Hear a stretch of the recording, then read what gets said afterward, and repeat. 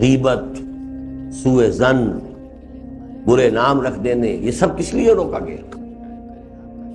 اس لیے کہ دل پھٹ جاتے ہیں۔ چاہے وہ غریب ہے، کمزور ہے، آپ کو منہ پر جواب بھی نہیں دے سکا، پی گیا، دل میں تو زخم لگ گیا نا۔ اور عربی کی کہاوت یہ ہے کہ تلوار کے زخم مندمل ہو جاتے ہیں، زبان کے زخم مندمل نہیں ہوا کرتے۔ وہ تو جا کر وہاں ڈیرا جما لیتے، پھر وہاں پر وہ کدورت، نفرت، عداوت کے جو ہے وہ چھاونی بنتی ہے۔ تو تمہارے اندر تو یہ ہو گئی خرابی دو افراد کے درمیان، لیکن یہ کہ اس سے نقصان تو امت کو پہنچ گیا کہ اس کے مابین دو افراد، دو اینٹوں کے درمیان ربط جو ہے وہ کمزور پڑ گیا۔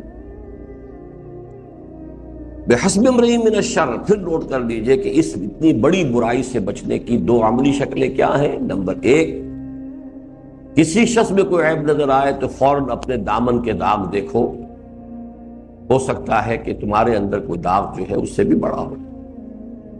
اللہ کا شکر کرو کہ لوگوں کو ابھی اس پر اطلاع نہیں ہوئی ہے۔ اللہ کا شکر ہے کہ اس نے پردہ ڈالا ہوا ہے، پردہ پوشی کی ہوئی ہے۔ اللہ سے دعا کرو کہ وہ پردہ پڑا رہے اور اللہ تعالیٰ اس عیب کو دور کر دے۔ لیکن اس وقت اپنے اس عیب کا ادراک کر لو گے تو اس کے عیب سے نفرت نہیں ہوگی۔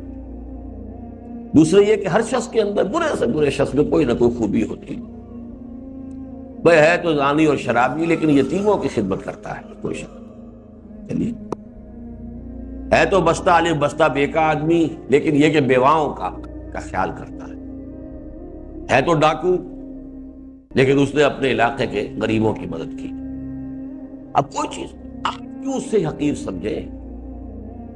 باقی اللہ کیا، اس کا جو معاملہ اللہ جانے، اور اس کو اگر جو مجرم ہے کیفر کردار تک پہنچانا ہے وہ حکومت کا نظام ہے، وہ جانے۔ اگر اس کے خلاف مقدمہ ثابت ہو جاتا ہے اس سے سزا ہو جائے گی۔ آپ خامخواہ اپنے دل میں اس کے لیے کدورت اور میل کیوں جمع کریں؟ ہاں اس کی برائی کو برا سمجھیں، یہ نہ ہو کہ آپ برائی کے بارے میں بھی مداہنت برتنے لگے۔ برائی کو برا سمجھیں لیکن برے سے نفرت نہ ہو، برے سے حقارت نہ ہو، مریض سے نفرت نہ ہو، مرض سے نفرت ہو۔ ڈاکٹر کی ساری لڑائی جو ہے وہ مرض سے، مریض سے نہیں ہے۔ مریض کا تو وہ خیر خواہ ہے۔ کل المسلم علی المسلم حرام، ہر مسلمان ہر دوسرے مسلمان پر حرام ہے۔ یہ حرام کا لفظ جو بڑا عجیب ہے، کچھ بری چیزوں کے لیے بھی آتا ہے، سور حرام ہے، شراب حرام ہے، اور بیت اللہ کے لیے بھی آتا ہے، مسجد الحرام، بلد الحرام۔ اس میں یہ ہے کہ جس شے کی حرمت ایسی ہے کہ اس کو کوئی بٹا نہ لگنے پائے۔ اب دونوں طرف جائے گا یہ کہ اگر آپ نے حرام چیز کا ارتکاب کیا تو گویا کہ اللہ نے جو اس کی حرمت قائم کی تھی آپ نے اس کا بٹا لگا دیا۔ کسی شے کی عظمت ہے، اس عظمت کو آپ نے کوئی نقصان پہنچا دیا تو اس کی حرمت کو بٹا لگ گیا۔ تو یہ دو دھاری تلوار ہے۔ کل المسلم علی المسلم حرام دمہ و مالہ و عرضہ۔ یہ کیا کہلاتے ہیں گرامر میں؟ اتنی گرامر تو آپ کو مجھ سے زیادہ آتی ہے، کیا کہیں گے اس کو؟ یہ مرکب اضافی تو ہے، یہ حرام، کل المسلم علی المسلم حرام، بدل، مسلم کا بدل۔ مسلم حرام ہے کیا مطلب؟ مسلم کا گوشت کھانا حرام ہے؟ نہیں، اس کا خون حرام، یعنی اس کی جان حرام ہے، اس کی جان آپ نہیں لے سکتے۔ ہم پڑھ چکے ہیں کہ صرف 3 چیزیں ہو سکتی ہیں جس سے جان لی جا سکتی ہے۔ مال اس کا حرام ہے، آپ نے بغیر کسی حق کے اس کا مال اگر کہیں ضبط کر لیا، کہیں آپ نے چوری کر لی، کہیں آپ نے کسی اور طریقے سے ہڑپ کر لیا، کوئی غبن کر لیا، حرام۔ عرضہ، اس کی عزت، تہمت لگا دی، خام خواہ کی عیب چینی کی ہے، اس کی عزت نفس کو ٹھیس پہنچائی ہے۔ کل المسلم علی المسلم حرام۔ اور یہ اس مضمون تو خطبہ حجۃ الوداع کے دن جو ہے شدید ترین الفاظ میں آیا ہے کہ تم جانتے ہو یہ کون سی جگہ ہے، بلد الحرام، کون سا دن ہے، حج کا دن ہے۔ اس طرح آپ نے گنوایا، پھر فرمایا ایک مسلمان کی جان اور مال عزت اس سے بھی زیادہ محترم، اس طرح۔ اب یہ حرمت کا تصور جو ہے، حرمت جان و مال و عزت، یہ ذرا سا بھی ایمان ہو کسی بھی، اس کے ایٹیچیوڈ میں کس قدر ایک تبدیلی آئے گی، معاشرے میں کیسے امن سکون پیدا۔ یہی میرا وہ بہت چھوٹا سا کتاب چاہے قرآن اور امن عالم، کہ امن سب سے پہلے داخلی امن ہوتا ہے، آپ کے اپنے اندر امن ہو، سکون ہو، اطمینان ہو، کانفلکٹس نہ ہو، فرسٹریشنز نہ ہو، امن ہو۔ ایمان کا اصل حاصل امن ہے۔ اے اللہ جو تیری طرف سے آیا ٹھیک ہے، مجھے قبول ہے، سر تسلیم خم ہے، جو مزاج یاد میں آئے، کوئی شکوہ نہیں، کوئی شکایت نہیں۔ مجھے یہی پسند ہے کہ مجھے فاقے آئے، میں بھی تیار ہوں۔ تجھے یہی پسند تھا کہ میرا یہ سارا مال ضائع ہو جائے، اللہ جو تیری مرضی ہے، ما شاء اللہ کان وما لم یشاء کوئی کنفلکٹس نہیں۔ اس نے کر دیا، اب سارا آپ اس کے خلاف نہیں، بھائی اللہ نے کیا، ہاں اس نے جو کیا ہے اس کو جرم دے، جرم اس نے کیا ہے، معاشرہ سزا دے اسے۔ You don't have any personal enmity towards him۔ وہ نہیں کر سکتا تھا اگر اللہ کی مرضی نہ ہوتی۔ مجھے تو وہ اللہ کی مرضی سے ہوا جو ہوا، لیکن اس نے جو اس کے اندر حصہ لے لیا ہے تو اس نے اپنا گناہ بھی کما لیا آخرت کے لیے بھی، اور اگر وہ کوگنیزیبل آفنس ہے تو معاشرے کی ذمہ داری اسے سزا دے۔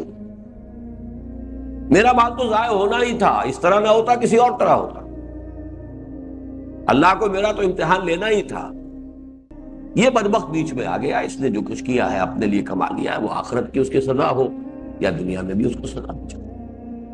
تو یہ چیزیں جو ہے ایمان اصل میں داخلی امن پیدا کرتا ہے۔ اس داخلی امن کا نتیجہ جو ہے وہ معاشرتی سلامتی ہے، وہ اس حدیث کے اندر ہے۔ اندر سے اس شخص کے جس کے دل میں ایمان ہے یہ سلامتی پھوٹے گی، اس کے وجود سے برآمد ہوگی، سرایت کرے گی ماحول کے اندر۔ لا تحاسدوا ولا تناجشوا ولا تباغضوا ولا تدابروا ولا يبيع بعضكم على بيع بعض وكونوا عباد الله اخوانا۔ المسلم اخو المسلم لا يظلمه ولا يخذله ولا يكذبه ولا يحقره۔ التقوى ها هنا، التقوى ها هنا، التقوى ها هنا۔ بحسب امرئ من الشر ان يحقر اخاه المسلم، كل المسلم على المسلم حرام دمه وماله وعرضه۔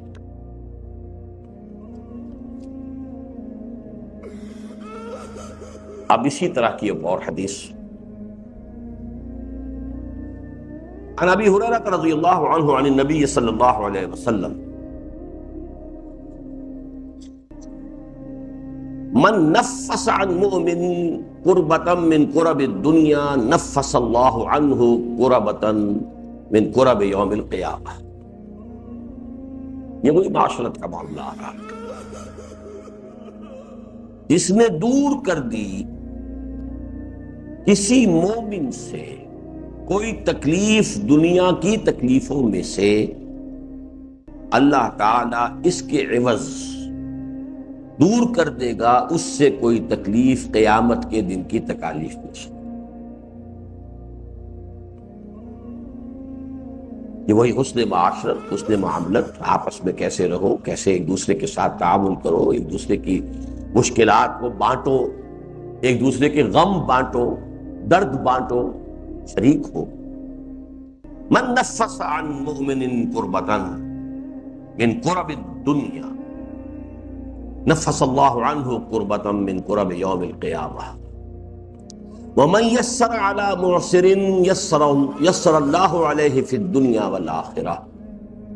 اور جو کسی تنگ حال پر آسانی کرتا ہے، معسر کسی وجہ سے تنگی میں ہو، کسی الجھن میں ہے، کسی مخمصے میں ہے، کسی قرض میں ہے، کسی مقدمے بازی کے اندر پھنس گیا ہے، جہاں عسرت جہاں بھی ہو، عسر مشکل، مالی مشکل ہے، کوئی اور پریشانی ہے، کوئی خانگی الجھن ہے، اس میں آپ نے کوئی صحیح مشورہ دیا ہے، کوئی اس کو ایڈوائس دی ہے، کسی طریقے سے اس کو کوشش کی ہے اس کے غم کو بانٹنے کی. من یسر علی معسر، جو شخص مشکل میں ہو، جس نے اس کے لیے آسانی کی کوئی راہ نکالی. یسر اللہ علیہ فی الدنیا والآخرہ، اللہ اس کے لیے دنیا اور آخرت دونوں کے اندر آسانیاں پیدا کرے. اب یہاں جو ہے بڑا فرق ہے. ایک تو یہ کہ میں اپنے مسئلے کو خود حل کرنے میں لگا رہا ہوں، آپ بھی اپنے مسائل میں خود ہی لٹا پین رہے. ایک یہ ہے کہ آسان نسخہ یہ کہ میں آپ کی تکلیف رفع کروں، اللہ میری تکلیف خود رفع کر دے.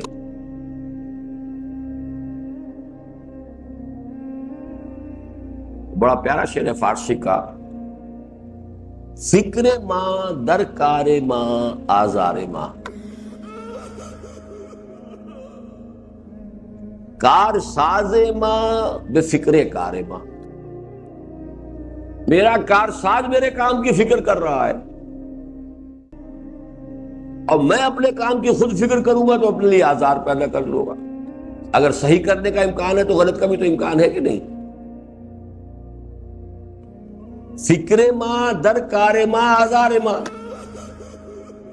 اپنے مسئلے کے اندر خود میں حل کر رہا ہوں، اپنی تدبیر ہے، اب سوچ رہا ہوں یوں کروں ایسے کروں، اللہ کی طرف کوئی دھیان ہی نہیں، نہ معاشرے کی طرف ہے، اپنے لیے آزار پیدا کر رہا ہوں. اس سے بہتر نہیں کہ اللہ کے ذمہ لگا دو. اللہ کے ذمہ لگانے کا طریقہ یہ ہے.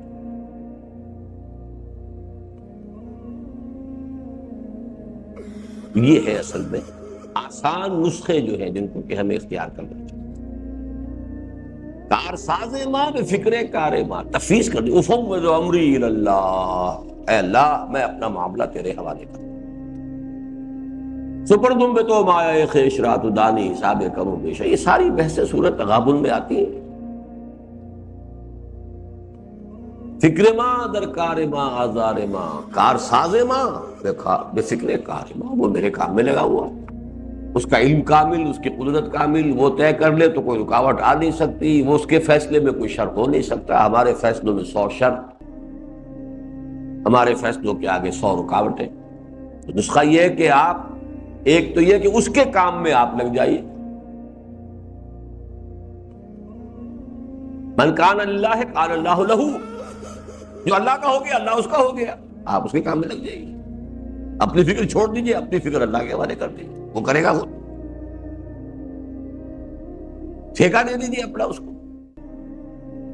کیسے ہوگا؟ اپنے آپ کو لگا دیجئے اس کے کام میں ہم عطن.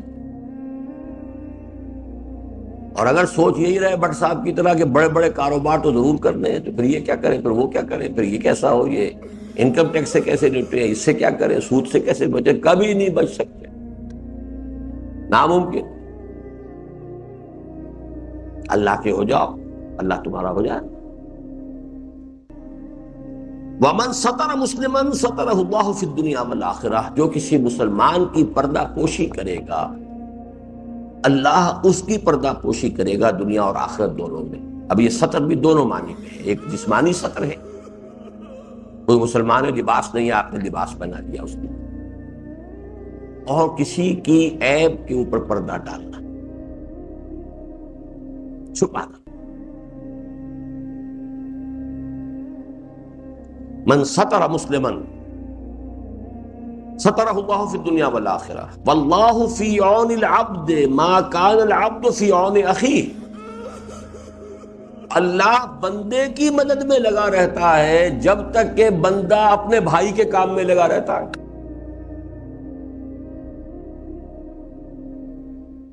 واللہ فی عون العبد ما کان العبد فی عون اخیہ. اب اس کے بعد جو حدیث آ رہی ہے تو بارہا ہمارے ہاں بیان ہوئی ہے، یہ خاص طور پر کیونکہ یہ ساری چیزیں پیدا ہوگی ایمان سے. یہ ایمان کے مظاہر ہیں. اندر ایمان ہوگا تو یہ خود بخود اس میں سے شگوفے پھوٹیں گے، پھول بنیں گے، رنگا رنگ جو ہے اس کے اندر، ساری کردار کے اندر یہ خوش رنگیاں پیدا ہوگی، یہ پھول اور پھل اس میں لگیں گے. تو ایمان کہاں سے آئے گا؟ اب وہ سن لیجئے. وَمَنْ سَلَكَ طَرِيقًا يَلْتَمِسُ فِيهِ عِلْمًا سَهَّلَ اللَّهُ لَهُ فِيهِ طَرِيقًا إِلَى الْجَنَّةِ. جس شخص نے کوئی راستہ اختیار کیا، راستہ طے کیا، کسی راستے پر چلا جس سے کہ وہ علم حاصل کرنا چاہے، ایک دولت کمانے کے لیے بھی سفر ہوتا ہے، ٹھیک ہے، وہ بھی مسنون ہے، آپ جائیں سفر کریں۔ ریلت الشتاء والصیف قریش کا جو ہے وہ دولت کے لیے تھا، کاروبار تھا، وہ بھی ہے اپنی جگہ، حرام نہیں ہے۔ حضور نے کتنے عرصے تک، جب تک وحی نہیں آئی ہے، آپ نے یہی کاروبار کیا ہے۔ لیکن ایک ہے شخص جو علم کی طلب میں جا رہا ہے، من سلک طریقا یلتمس به فیہ علما سہل اللہ لہ بہ طریقا الی الجنہ، اللہ تعالیٰ اس کے ذریعے یا اس کے صدقے میں اس کے لیے ایک راستہ جنت کی طرف آسان کر دیتا۔ وَمَا اجْتَمَعَ قَوْمٌ فِي بَيْتٍ مِّن بُيُوتِ اللَّهِ، اور نہیں جمع ہوتے کوئی لوگ کسی گھر میں اللہ کے گھروں میں سے۔ ظاہری الفاظ کی بنا پر تو خیال یہ ہے کہ اس سے مراد مسجد ہے، لیکن بہت سے شارحین کا یہ قول ہے کہ اس سے مراد کوئی بھی جگہ، رند جہاں بیٹھ کے پی لے وہی بیخانہ بنے، جو بھی ظرف ہاتھ میں اٹھا لے وہی پیمانہ بنے، یہاں بیٹھ جاؤ۔ اللہ تعالیٰ نے، حضور نے فرمایا، اللہ نے میرے لیے پوری زمین کو مسجد بنا دی، لیکن یہ کہ بہرحال درجہ بدرجہ رہے گا۔ اللہ کے گھر کے اندر جہاں نمازیں پڑھی جاتی ہیں باجماعت، اس کی اپنی ایک کیفیت ہے، اس کی ایک روحانی فضا ہوتی ہے، لیکن اس کو اس سے خاص نہیں کیا ہے اکثر لوگ۔ مجتمع قوم فی بیت من بیوت اللہ یتلون کتاب اللہ ویتدارسونہ بینہم، اللہ کی کتاب کو پڑھنے کے لیے اور آپس میں سمجھنے سمجھانے کے لیے۔ یہ کون سا باب آ گیا؟ جی، تفاعل۔ تفاعل میں دو فریق شریک ہوتے ہیں، سمجھنا سمجھانا۔ ایک ہمارا درس ہوتا ہے وہ ون وے ٹریفک ہوتا ہے، ایک ہے ڈسکشن بھی ہو رہی ہے، گفتگو ہو رہی ہے۔ اب کل کا جو آپ کے سامنے آیا ہے کوئی طریقہ، جدید طریقہ یہی ہے کہ پارٹیسپیشن، ساتھ ساتھ بات چلتی جائے، اور کوئی شخص بھی یہ نہ سمجھے کہ بس ایک بمبارڈمنٹ ہو رہی ہے اور مجھے تو ریسیو کرنا ہی کرنا ہے ہر حال میں۔ تو بہرحال اس کے لیے ٹیکنیکس ہیں جو ڈیولپ ہو رہی ہیں۔ اس تدارس کا مفہوم یہی ہے، ایک دوسرے سے سمجھنا سمجھانا، یہ محض تلاوت کے لیے نہیں ہے، یہ نوٹ کر لیجیے۔ بدقسمتی سے ہمارے ہاں سارا معاملہ جو ہے وہ تدارسون کا ہو گیا، وہ تلاوت کا ہو گیا۔ یتلون کتاب، یتلون کتاب اللہ ویتدارسونہ بینہم، آپس میں ایک دوسرے کو تدارس، درس کے اصل لفظی معنی کیا ہے؟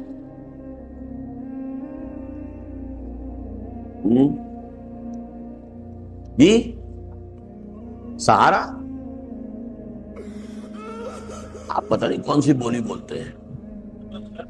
سبق تو اس کا مفہوم دراسہ کہتے ہیں لکھ کر مٹانا۔ پرانے زمانے میں تختیاں ہوتی تھی، لکھی پھر اس کو پوچھا دیا، پھر لکھی پھر پوچھا دیا۔ سلیٹیں ہوتی تھی، لکھا اور مٹایا۔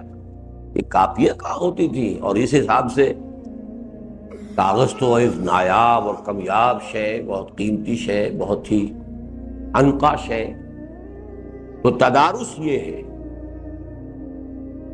لکھو مٹاؤ، لکھو مٹاؤ، لکھو مٹاؤ۔ اس کا مطلب کیا ہے؟ گھسنا، بار بار کی تکرار سے اس کو اچھی طریقے سے پکانا۔ یتدارسونہ بینہم۔ اب کیا ہوتا ہے جب یہ لوگ جمع ہوتے ہیں؟ الا نزلت علیہم السکینہ، مگر لازماً نازل ہوتی ہے ان پر سکینت۔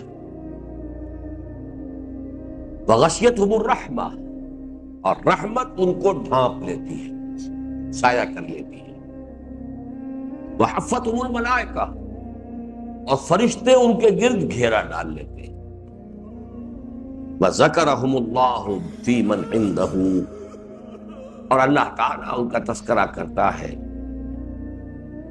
اس مجلس میں، ملائکہ مقربین جو اس کے قریب جو فرشتے ہیں۔ میرے بندے دیکھو، انہوں نے مجھے دیکھا نہیں، جنت دیکھی نہیں، وہ غیب پر ایمان رکھتے ہیں، اتنا ایمان رکھتے ہیں، گھر بار چھوڑ کر آ گئے ہیں میری کتاب سمجھنے کے لیے، پڑھنے کے لیے۔ یہی وقت وہ کسی دنیاوی دھندے میں لگا سکتے تھے، اسی میں وہ کوئی منفعت بخش کام کر سکتے تھے، چھوڑ کر آئے ہیں۔ کس لیے آئے؟ میری کتاب کے شوق میں۔ یہ اصل میں اللہ تعالیٰ کیوں ذکر کرتا ہے کہ فرشتوں نے انسانوں کے بارے میں اندیشہ ظاہر کیا تھا۔ اَتَجْعَلُ فِيهَا مَن يُفْسِدُ فِيهَا وَيَسْفِكُ الدِّمَاءَ، انسان کی سرشت کے اندر جو خرابی تھی وہ انہیں نظر آ گئی تھی، صحیح نظر آئی تھی، خون ریزی کرے گا اور یہ کرے گا اور وہ کرے گا، فساد مچائے گا، وہ بھی صحیح تھا، ان کا مشاہدہ غلط نہیں تھا، لیکن خیر کا پہلو بھی تھا۔ اس خیر کے پہلو کو اللہ تعالیٰ نے فرمایا انی اعلم ما لا تعلمون، میں جانتا ہوں جو تم نہیں جانتے۔ اب جب وہ خیر کا پہلو نمایاں ہوتا ہے تو اللہ تعالیٰ فخر فرماتا ہے، دیکھا تم نے، تم تو ہر وقت میری محفل میں ہو، تم اگر نیک ہو تو کیا ہے، کون سا تمہارا کمال ہے؟ کیا تم نے کوئی تیر مارا ہے؟ میرے وہ بندے جنہوں نے مجھے دیکھا نہیں، غیب کا پردہ میرے ان کے مابین حائل ہے۔ جنت دیکھ لی ہوتی انہوں نے تو کیا حال ہوتا ان کا؟ یہ ہے اصل میں وہ ذکرہم اللہ فی من عندہ ومن بطأ بہ عملہ لم یسرع بہ نسبہ، اور جس شخص کو پیچھے رکھ دیا ہو اس کے عمل نے، اس سے آگے نہیں کر سکتا اس کا نسب۔ میں سید زادہ ہوں، ہوا کرو، بھاڑ میں جاؤ، تمہارا عمل کیا ہے؟ بدرم سلطان بور ہوں گے بھائی تمہارے بادشاہ، تم کیا ہو؟ تو چمار ہو۔ تو اصل بات کیا ہے؟ جیسے کہ قرآن مجید نے فرمایا تلک امۃ قد خلت لہا ما کسبت ولکم ما کسبتم ولا تسألون عما کانوا یعملون۔ وہ ابراہیم، اسماعیل، اسحاق، یعقوب، موسیٰ، عیسیٰ، یہ امت تھی، گزر گئی، جو انہوں نے کمایا وہ ان کے لیے ہے، تمہارے لیے وہ ہوگا جو تم کماؤ گے۔ برابر ہر چیز اندر سینہ داری، جو تمہارے سینے میں وہ لاؤ باہر۔ پیش کر غافل عمل کوئی اگر دفتر میں ہے، جس کو عمل نے اس کو پیچھے کر دیا ہو، اس کا نسب اسے آگے نہیں بڑھا سکتا۔ رواہ مسلم بہذا اللفظ، یعنی یہ روایت جو ہے اور بھی بہت سی احادیث کی کتابوں میں ہے، لیکن یہ لفظ جو ہے، یہ متن اس کا جو ہے، یہ مسلم شریف کا ہے۔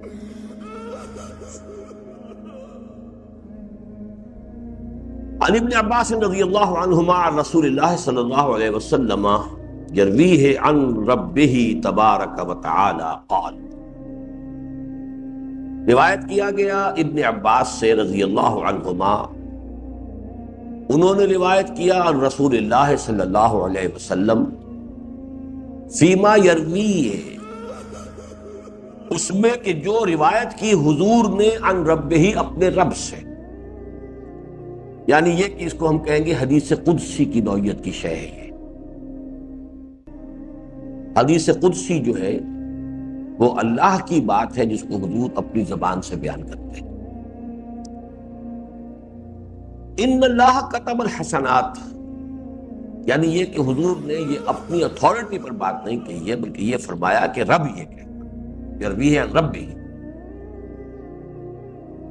لیکن یہ بات بھی ایسی ہے جو آگے آپ دیکھیں گے کہ اس کو کوئی انسان از خود نہیں کہہ سکتا، چاہے وہ رسول ہی، یہ آخرت سے متعلق فیصلوں کی بات ہے جو اللہ تعالیٰ ہی کے ایمان سے کہی جا سکتی۔ ان اللہ کتب الحسنات والسیئات، یقیناً اللہ تعالیٰ نیکیاں اور بدیاں لکھتا ہے، لکھی جا رہی ہیں، اس کے فرشتے ہیں، کارندے ہیں، اور آج تو ہمیں معلوم ہے نہ کسی فرشتے کی ضرورت نہ کارندے کی ضرورت۔ کوئی ہمارے اندر ہی کوئی اگر کوئی منیچر ٹیپ ریکارڈر لگا ہوا ہو، کوئی ایسا چپ ہو کہ جو ایک ہی جو ہے 70 برس کی پوری زندگی کا ریکارڈ اپنے اندر محفوظ کر لے، تو کون سی مشکل بات ہے۔ ان اللہ کتب الحسنات والسیئات، اللہ لکھ رہا ہے نیکیاں بھی بدیاں۔ ثم بین ذلک، پھر اس نے ان کو ظاہر بھی کر دیا۔ اپنی کتاب میں کتبہ یہاں پہ اصل میں اس مفہوم میں آ رہا ہے کہ اللہ نے معین کر دی ہے. ہاں مفہوم دوسرا ہے کہ اللہ نے معین کر دی ہے، طے کر دی ہے، یہ نیکی ہے، یہ بدی ہے، یہ نیکی ہے، یہ بدی ہے. ثم بین ذلک، پھر اسے واضح بھی کر دیا. تبیین جو ہے وہ تبیین نفسی بھی ہے کہ نفس انسانی کے اندر بھی اس کو ودیت کر دیا گیا، فَلَهَمَهَا فُجُورَهَا وَتَقْوَاهَا، اور تبیین کی تکمیل ہو گئی وحی کے ذریعے سے. فَمَنْ هَمَّ بِحَسَنَةٍ فَلَمْ يَعْمَلْهَا كَتَبَهَا اللَّهُ عِنْدَهُ حَسَنَةً كَامِلَةً، جس شخص نے کسی نیک کام کا ارادہ کیا پھر کر نہ سکا، اس کی بھی اللہ تعالیٰ ایک مکمل نیکی درج کر لے. دیکھیے ترغیب کیا ہے، نیک خیالات تو پیدا کرو اپنے اندر، نیکی کے ارادے تو باندھو. جو تبلیغی بھائی کہتے ہیں بھائی ارادے تو کر لو، یہ خود ایک نیکی ہے. من ہم، جس نے ارادہ کیا بحسنۃ، ایک نیکی کا، فلم یعملھا، پھر اس پر عمل نہ کیا، کر نہیں سکا، کوئی عارض ہو گیا، کوئی سبب ہو گیا، کتبہ اللہ عندہ حسنۃ کاملہ، اللہ تعالیٰ اس کو ایک مکمل نیکی درج کر دیتے. وَإِنْ هَمَّ بِهَا فَعَمِلَهَا، پھر اگر اس نے اس پر ارادہ بھی کیا تھا، عمل بھی کر لیا، کتبہ اللہ عندہ 10 حسنات الی 700 ضعف الی اضعاف کثیرۃ، اب اللہ اس کو لکھتا ہے 10 نیکیاں. 10 نیکیاں تو کم سے کم، اس سے آگے لے کر 700 گنا تک، اور اس سے بھی آگے جتنا چاہے بڑھائے. 700 گنا کے بھی ملٹیپل کرتے جائیے. اس کا سارا جو معاملہ ہوتا ہے وہ نیکی کتنی عمدگی سے کی، عمل بھی اچھا تھا، کیا بھی نہایت خوبصورتی سے. احسان حسنہ میں بھی احسان کیا ہے اس نے، جو اس کے اندر پیدا کی ہے خوبصورتی. پھر یہ کہ اس میں کس قدر احتیاط سے اس نے اپنی نیت کو پاک رکھا ہے، کہیں تحت شعور میں بھی کہیں کسی میرے اندر ریاکاری یا کوئی اور جذبہ پیدا نہ ہو جائے. اس کے کتنا اس نے اہتمام کیا. اگر غیر شعوری طور پر کوئی چیز شامل ہو گئی تو اللہ نہیں پکڑے گا، لیکن کسی نے غیر شعوری کے اندر بھی اپنی جو ہے خوب کھدائی کر کر کے نکال دیا ہے، اور وہ 700 گنا تک، اور 700 گنا سے آگے بھی بڑھ کر الی اضعاف کثیرہ، بہت بڑھا.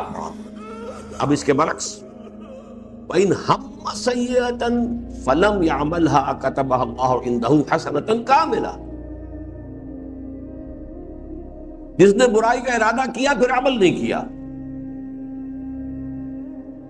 اللہ تعالیٰ اس کو بھی ایک نیکی لکھ دے گا. ارادہ تو کیا تھا پھر رک گیا ہے، نیکی ہے. کیا نہیں ہے، کوئی نیکی کا خیال آ گیا ہے، کوئی اور اللہ کا خوف آ گیا، کچھ ہو گیا. وَإِنْ هَمَّ بِهَا فَعَمِلَهَا، پھر اگر اس نے ارادہ کیا اور کر بھی لیا، كَتَبَهَا اللَّهُ سَيِّئَةً وَاحِدَةً، تو بدی کا اندراج ایک ہی بدی ہو، وہ 10 گنا یا 100 گنا یا 700 گنا یا 7,000 گنا نہیں ہوگا. وہ اللہ تعالیٰ کا یہ فضل ہے. یہ میں کہہ رہا تھا کہ یہ اتھارٹی جو ہے کسی کو حاصل نہیں ہے، یہ صرف اللہ کا فیصلہ ہے اپنا. بظاہر ہماری منطق کے خلاف بھی ہے، یعنی میری منطق اگر جاتی تو یہاں تک جاتی کہ جس نے ارادہ کیا بدی کا پھر نہیں کی تو اس کی کوئی بدی شمار نہ ہو. یہاں تو فرمایا نہیں، نیکی ہو جائے گی. It's against all logic. یہی وجہ ہے کہ اس میں یرویہ عن ربہ. ایسے تو یہ کہ ہم حدیث کو ہم کہتے ہی یہ ہے کہ وحی خفی ہے، حضور جو کچھ فرماتے ہیں وہ سب کا سب وحی خفی ہے، لیکن یہ کہ جہاں اس کی طرف خاص اشارہ کرنا مقصود ہوتا ہے. جیسے آپ نے دیکھا کہ وہ جو بچے کے ماں کے پیٹ میں جنین کا معاملہ جو آیا تھا، تو وہاں حضرت عبداللہ ابن مسعود نے ٹھوک کر کہا وَهُوَ الصَّادِقُ الْمَصْدُوقُ، یہ حضور نے فرمایا اور وہ سچے ہیں، اور ان کی سچائی کی گواہی دی گئی ہے. اس لیے کہ تمہیں یہ بات سمجھ میں نہیں آئے گی، نہ آئے، لیکن انہوں نے کہا ہے سچے شخص کی خبر ہے، وہ تمہیں ماننی ہوگی. اور 30ویں چھوڑ دیجیے ذرا. اب چلیے الحدیث التاسع والثلاثون، عن ابن عباس رضی اللہ عنہما ان رسول اللہ صلی اللہ علیہ وسلم قال ان اللہ تجاوز لی عن امت الخطا خطا والنسیان وما استکرہوا علیہ حدیث حسن رواہ ابن ماجہ والبیہقی وغیرہما۔ سے پچھلی حدیث جو ہے جو میں نے چھڑوا دی ہے، لیکن اس سے پہلی جو ہم نے پڑھی ہے رواہ البخاری و مسلم فی صحیحہما بہذہ الحروف، اب یہ حدیث جو ہے بخاری اور مسلم کی تھی اور انہی الفاظ میں دونوں کے اندر ہے، کوئی فرق نہیں ہے۔ یہ بھی دیکھیے کس قدر اہتمام سے کہا جا رہا ہے، اس لیے کہا جا رہا ہے کہ یہ حدیث جو ہے وہ ذرا عام لاجک سے ہٹ کر ہے۔ یہ ابن ماجہ اور بیہقی کی ہے۔ حضرت ابن عباس رضی اللہ تعالی عنہ سے مروی ہے کہ حضور صلی اللہ علیہ وسلم نے ارشاد فرمایا ان اللہ تجاوز لی عن امتی، اللہ نے میری خاطر، میرے لیے، میری امت کے ساتھ 3 رعایتیں کی۔ دیکھیے لی یہاں بہت ضروری ہے۔ تجاوز، اللہ نے معاف کر دیا میرے لیے، اللہ کا مجھ پر خاص احسان ہوا ہے، اللہ کا مجھ پر خاص فضل ہوا ہے، اللہ نے میرے ذریعے سے مجھ پر ایمان لانے والوں کے لیے یہ خصوصی رحمت کر دی۔ اس درجے کے شجاع جو آپ کہیں گے کہ اگر اللہ تعالیٰ کے ہاں حضور کا مقام ہے، مرتبہ ہے، شفاعت ہے، ٹھیک ہے، غلط بات نہیں۔ کیا کیا چیزیں معاف کرنے کا کیا ہے؟ الخطا، خطا، خطا کسے کہتے ہیں؟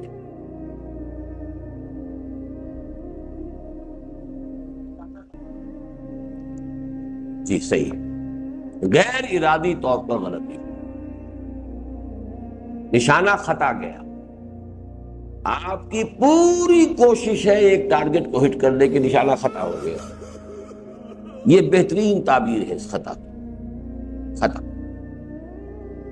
ظاہر بات ہے یہ تو بالکل لاجیکل بات بھی ہے، ایک آدمی تو ایم کر رہا ہے نیکی، بھلائی، خیر، اب آپ فرض کیجئے اس کا نشانہ خطا ہو گیا، اس سے تجاوز ہونا چاہیے۔ والنسیان، اور بھول، اور یہ کہاوت عربی زبان کی الانسان مرکب من النسیان والخطا، 2 چیزیں تو انسان کی سرشت میں داخل ہے، بھول جانا، فنسی، یہ حضرت آدم کے بارے میں بھی آیا سورہ طٰہٰ کے آخر میں، بھول گیا ہوں،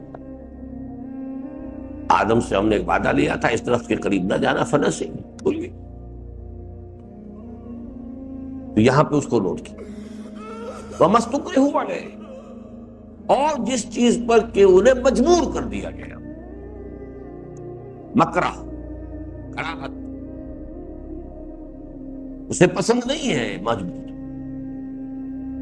کلمہ کفر بھی کہا جا سکتا ہے جان بچانے کے، اگرچہ عزیمت یہ ہے کہ کلمہ کفر نہ کہو، جان دے دو، لیکن رخصت بھی رکھی ہے کہ کلمہ کفر کہہ کر جان بچا سکتے ہو تو بچا دو، اجازت ہے، جائز ہے۔ یہی معاملہ ہوا تھا تین افراد کی فیملی کے ساتھ، حضرت یاسر، ان کی اہلیہ حضرت سمیہ، نوجوان بیٹا عمار۔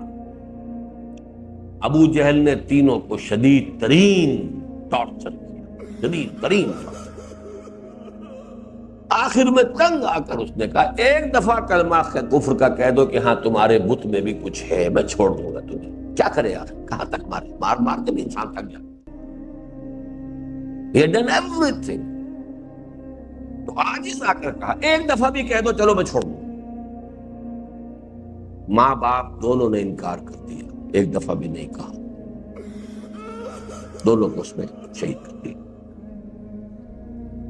عمار، انہوں نے کلمہ کفر کہہ کر جان بچا۔ عمار ابن یاسر رضی اللہ تعالی عنہ، اس کے بعد ان پر شدید ندامت کا غلبہ ہوا، یہ میں نے کیا کیا۔ روایت یہ ہے کہ انہوں نے اپنے آپ کو ایک ستون سے باندھ لیا کہ اب حضور ہی آ کر مجھے یہاں سے کھولیں گے، یعنی گویا کہ حضور کھولیں گے تو اس کا مطلب یہ ہے کہ آپ کی طرف سے معافی، اور آپ کی طرف سے معافی ہے تو اللہ کی معافی ہے، تب میں یہاں سے، ورنہ میں اسی طرح اپنے آپ کو ہلاک کروں۔ حضور آئے، حضور نے فرمایا نہیں ٹھیک ہے، اس کی اجازت ہے، کلمہ کفر کہا جا سکتا۔ قرآن مجید میں بھی ہے وَقَلْبُهُ مُطْمَئِنٌ بِالْإِيمَانِ، دل اس کا اطمینان پر جمع ہوا ہو، ایمان پر جمع ہوا ہو تو زبان سے کلمہ کفر کہہ کے جان بچائی جا سکتی۔ اب اس میں یہ ہے کہ ذرا اس کو ربڑ کی طرح کھینچنے کی لوگوں کے اندر عادت ہو گئی ہے۔ اب اضطرار میں سور کھانا بھی جائز ہے،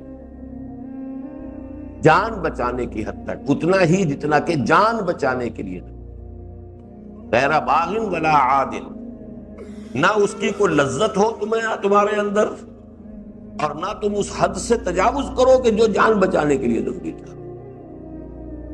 اگر ان دونوں شرطوں میں سے کراس کر جاؤ گے تو پھر وہ کراہت، وہ جو مجبوری والی بات تھی، وہ بات ختم ہو گئی۔ پھر تو گویا کہ آپ نے اپنی لذت کے لیے یا اپنے عیش کے لیے آپ نے اس کا استعمال کیا۔ اب لوگ کہتے تھے کیا کریں، مجبوری ہے، سود کے بغیر تو کاروبار چلتا نہیں، بنانی ہے کوٹھیاں، محل بنانے، کارخانے، بھوکے تو وہ مرتے نہیں، اتنا کچھ ان کے پاس ہے کہ نہ وہ مرے، نہ ان کی اگلی نسل مرے، نہ اس کی اگلی نسل مرے۔ مجبوری ہے، مجبوری میں سب جائز ہے۔ یہ نہیں اصل میں، یہ معاملہ اس اللہ کے ساتھ ہے کہ جو ہر شے کی، ہر حقیقت سے واقف ہے۔ الحدیث الاربعون یہ بھی چھوڑ دیجئے، اب آئیے حادی والاربعون۔ عن ابی محمد عبداللہ بن عمرو بن العاص رضی اللہ عنہما قال قال رسول اللہ صلی اللہ علیہ وسلم لا یؤمن احدکم حتی یکون ہواہ تبعا لما جئت بہ، حدیث حسن صحیح رویناہ فی کتاب الحجۃ باسناد صحیح۔ یہ رویناہ کون کہہ رہا ہے؟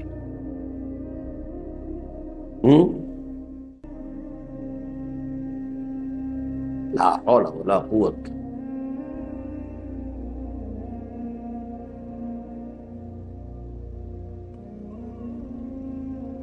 جی جی، یہ امام نبوی کہہ رہے ہیں یہ حدیث حسن صحیح ہے، اسے ہم نے اپنی کتاب الحجہ میں بے اسناد صحیح، صحیح سند کے ساتھ روایت کیا ہے۔ یعنی یہاں جو ہے چونکہ کسی اور یہاں پہ حوالہ نہیں دے رہے نا، یا تو کہتے بخاری، مسلم، ترمذی، ابن ماجہ، اب تو وہ بات ہو گئی، اس سے آگے کی سند ساری جو ہے وہ تو آپ کو ابن ماجہ بتائیں گے کہ میری حدیثیں جو ہے وہ میں نے فلاں کس سے لی۔ آپ نے ابن ماجہ کا حوالہ دے دیا تو ساری باقی لنکس جو ہیں اب وہ آپ کو بیان کرنے کی ضرورت نہیں ہے۔ لیکن چونکہ یہ وہ حدیث ہے کہ جو کسی کتاب کے اندر اور ان کو نہیں ملی ہے، ان کو براہ راست کہیں سے ملی ہے، انہوں نے اپنی سند اس کے اندر بیان کی ہے، اور وہ سند بیان کریں گے حضور تک، وہ تو اتنا لمبا ہو جائے گا، اس لیے اس کتاب میں اس کا تذکرہ نہیں کیا، حوالہ دے دیا کہ کسی کو اس کی سند دیکھنی ہو تو ہماری کتاب الحجہ جو ہے اس میں اسناد اس کی جو ہے ہم نے دے دی ہے، اور وہ سند صحیح ہے۔ رویناہ ہو، ہم نے روایت کیا ہے، یہ رویتہ بھی ہو سکتا تھا، میں نے روایت کیا ہے، لیکن یہ کہ عام قاعدہ ہوتا ہے ہم نے لکھا ہے، ہم یہ کہتے ہیں۔ حدیث حسن صحیح، یہ گویا کہ ان کا اپنا ایک ورڈکٹ ہے، یہ حدیث حسن ہے، صحیح ہے، ان تمام معیارات پر جو حسن اور صحیح کے لیے ہیں یہ پوری اترتی ہے۔ اگرچہ کسی اور محدث نے اس کتاب میں نہیں لیا آپ نے، لیکن ہم نے اس کی اسناد جو ہے ان کو روایت کر دیا ہے، جس کو دیکھنا ہو وہ کتاب الحجہ میں دیکھیں۔ حدیث کیا ہے؟ عبداللہ ابن عمرو بن العاص رضی اللہ تعالی عنہما، جن کی کنیت ابو محمد ہے، ان سے روایت کیا گیا، قال، وہ فرماتے ہیں قال رسول اللہ صلی اللہ علیہ وسلم لا یؤمن احدکم حتی یکون ہواہ تبعا لما جئت بہ، تم میں سے کوئی شخص مومن نہیں ہو سکتا جب تک کہ اس کی خواہش نفس تابع نہ ہو جائے اس کے کہ جو میں دے کر بھیجا گیا ہوں، جو میں لایا ہوں۔ یہ بڑی جامع حدیث ہے، اور یہ گویا کہ دین کے اس پورے نظام کے اوپر حاوی ہے۔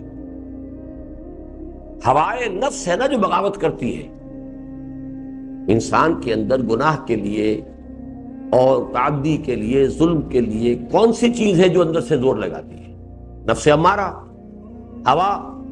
ہوائے نفس۔ اس ہوائے نفس کو جب تک تابع نہیں کرو گے اس کے جو میں لے کر آیا ہوں، اس وقت تک تم مومن نہیں۔ یعنی اقرار باللسان والا ایمان تو ہو گیا، جو شخص بھی ایمان کہا لا الہ الا اللہ محمد رسول اللہ، مسلمان ہو گیا، لیکن لا یؤمن احدکم، ایمان کا درجہ حاصل ہوگا کب؟ حتی یکون ہواہ تبعا لما جئت بہ، یہاں تک کہ اس کی خواہش نفس تابع ہو جائے، سرنڈر کر دے، ٹھیک ہے میری خواہش تو ہے لیکن اللہ کا حکم نہیں ہے تو ٹھیک ہے، میری طلب تو ہے لیکن اللہ نے اس شے کو حرام کیا تو ٹھیک ہے، جب تک کہ نفس کے اندر یہ انقیاد نہ ہو جائے۔ یہ انقیاد کس بلا کا نام ہے جی؟ آج سنا جی؟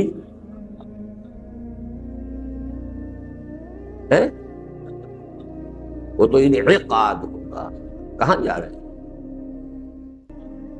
انقیاد جی؟ بھائی زور سے بولا کرو، خلش، لا حول ولا، لکھیں اپنے پاس، قادہ یقود، قیادت کرنا، قادہ یقود، قائد، قیادت کرنے والا، قادہ یقود قیادتن، قائد، قود اس کا مادہ ہے، انفعال میں آیا تو انقیاد بن گیا، کسی کی قیادت کو قبول کر لیا، اپنی نکیل کسی کے ہاتھ میں دے دینا، بیعت کر لینا اس پر۔ جس تمہاری خواہش نفس اگر میری لائی ہوئی تعلیمات سے بیعت نہیں کرتی تو تم مومن نہیں ہو، تمہاری خواہش نفس اگر قیادت قبول نہیں کرتی میری لائی ہوئی تعلیمات کی، تم مومن نہیں۔ لاکھ زبان سے دعوے کرو، لاکھ تم جو ہے تسبیحات کرتے رہو، لا یؤمن احدکم حتی یکون ہواہ تبعا لما جئت بہ، یہ لفظ قرآن مجید میں کہا آیا ہے، ہوا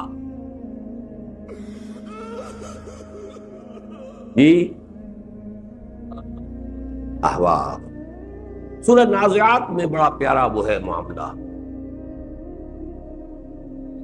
وَنَهَى النَّفْسَ عَنِ الْهَوَىٰ فَإِنَّ الْجَنَّةَ هِيَ الْمَأْوَىٰ، جس شخص نے اپنے نفس کو ہوا سے روک دیا، وَنَهَى النَّفْسَ عَنِ الْهَوَىٰ فَإِنَّ الْجَنَّةَ هِيَ الْمَأْوَىٰ أَمَّا مَنْ خَافَ مَقَامَ رَبِّهِ وَنَهَى النَّفْسَ عَنِ الْهَوَىٰ، وہ شخص جو اپنے رب کے سامنے کھڑے ہونے سے ڈرتا رہا، کھڑے ہونا ہے، اور اپنے نفس کی لگامیں اس نے کھینچ کر رکھی ہیں، اسے روکے رکھا خواہش سے، فَإِنَّ الْجَنَّةَ هِيَ الْمَأْوَىٰ، ان کا ٹھکانہ جنت ہے۔ اللہم ربنا اجعلنا منہم۔ اچھا جی، اب یہ دیکھیے، یہ 40 سے آگے نکل گئے، 41ویں حدیث تھی یہ، یعنی 40 اگرچہ نام ہے اس کا، تھوڑی سی ڈنڈی پہلے بھی ماری ہوئی، انہوں نے ایک ایک حدیث کے اندر 2 بھی شامل کی ہوئی ہیں، جب وہ 40 کا عدد چونکہ رکھا ہوا ہے اس لیے وہ لکھا تو نام 40 نہیں ہے، لیکن یہ کہ اس میں 42 حدیثیں ہیں۔ اب آخری حدیث جو ہے وہ بعد میں پڑھیں گے، اب آ جائیے، یہ حدیثیں ہیں کہ جو اب تصوف کے باب کی حدیثیں ہیں۔ کون کون سی چھوڑی تھی یاد ہے جی؟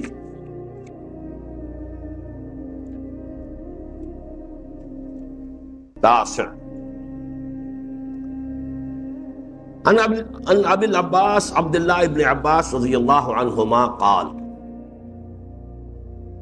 عبداللہ ابن عباس رضی اللہ تعالی عنہما جن کی کنیت ابو العباس ہے، وہی دادا اور پوتے کا نام ایک، ابو العباس عبداللہ ابن عباس، اپنا نام عبداللہ ہے، عباس حضور کے چچا کے بیٹے ہیں، اور انہوں نے اپنے بیٹے کا نام بھی عباس رکھا ہے، تو ابو العباس بھی ہے، ابن عباس بھی ہیں، ابو العباس بھی۔ رضی اللہ عنہما قال کنت خلف النبی صلی اللہ علیہ وسلم یوما، بعض جگہ آتا ہے ردف النبی، ایک دن میں حضور کے پیچھے تھا، یعنی سواری پر، اونٹ پر، آگے حضور تشریف فرماتے پیچھے میں بیٹھ، ردیف کہتے ہیں، ردف بھی اس کو لفظ آیا ہے، ردیف کہتے ہیں وہ شعر کے آخر کی چیز جو ہوتی ہے۔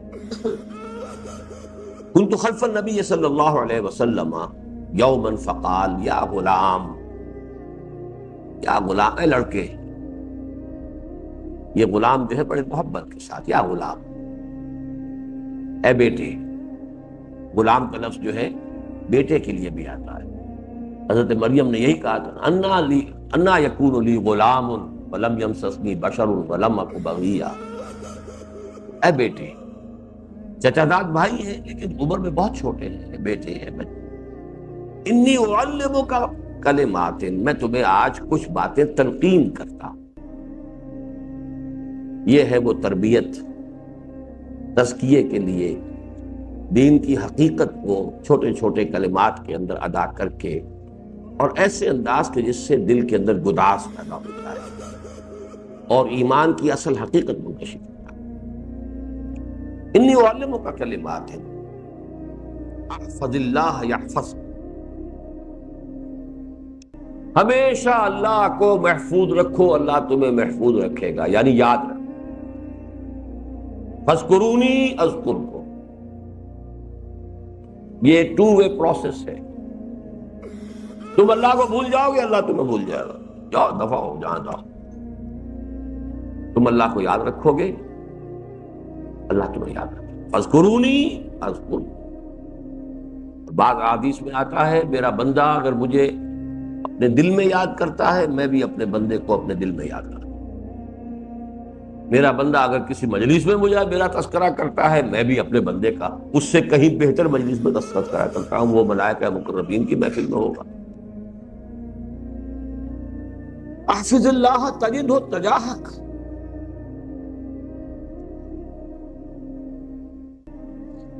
اللہ کو یاد رکھو تم اسے اپنے سامنے پاؤ گے۔ Is not far off. His help is readily available. یاد رکھو تو صحیح، یہ وہی بات ہے جو قرآن میں آتا ہے، انی معکما اسمع و ارا، یا موسیٰ اور ہارون ڈرو نہیں، لا تخافا، انی معکما اسمع و ارا۔ حضور نے فرمایا تھا حضرت ابو بکر سے، لا تحزن ان اللہ معنا۔ حضرت موسیٰ نے کہا تھا جب قوم نے کہا کہ یہ تو لشکر تو پیچھے آ گیا اور سامنے سمندر ہے، مارے گئے نا، ہم تو مروا دیا تم نے، میں نے کلا ان معی ربی سیہدین، میرے ساتھ میرا رب ہے، وہ راستہ دکھائے گا، راستہ دے گا، سمندر پھاڑ کے دے گا۔ تو یہ ہے وہ معیت خداوندی کا تصور، اللہ کو محفوظ رکھنا، اللہ کو ساتھ رکھو اپنے، He will remain with you۔ اور جب یہ کہا کہ تم اپنے مومن بھائی کو کبھی ساتھ نہ چھوڑو، تو اللہ چھوڑ دے گا تمہارا ساتھ۔ کوئی شریف انسان جو ہے وہ اپنے ساتھی کو کسی خطرے میں چھوڑ کر نہیں جاتا، شریف انسان ہو، اللہ تمہیں چھوڑ کر چلا جائے۔ کمی ہے یقین کی، کمی ہے استحصار کی، کمی ہے توکل کی، کمی ہے تفویض کی۔ تم اپنے معاملات خود لے کے چلو بھائی، جاؤ تم جاؤ، تمہارا جانو اور تمہارا کام جانو۔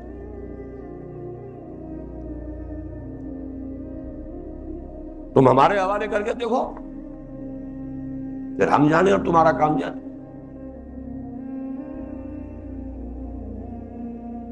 یا غلام انی اعلمک کلمات احفظ اللہ یحفظک، احفظ اللہ تجدہ امامک، اذا سألت فاسأل اللہ، جب کبھی مانگنا ہو صرف اللہ سے مانگو، کسی سے کچھ نہ مانگو۔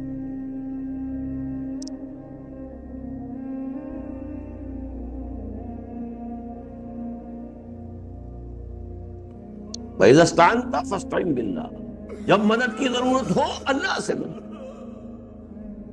جب وہ ہر دم تمہارے ساتھ ہے کسی اور سے مدد مانگنے کی ضرورت کیا ہے؟ توہین کر رہے ہیں اس کی، ہم پر بھروسہ نہیں۔ وَعْلَمْ،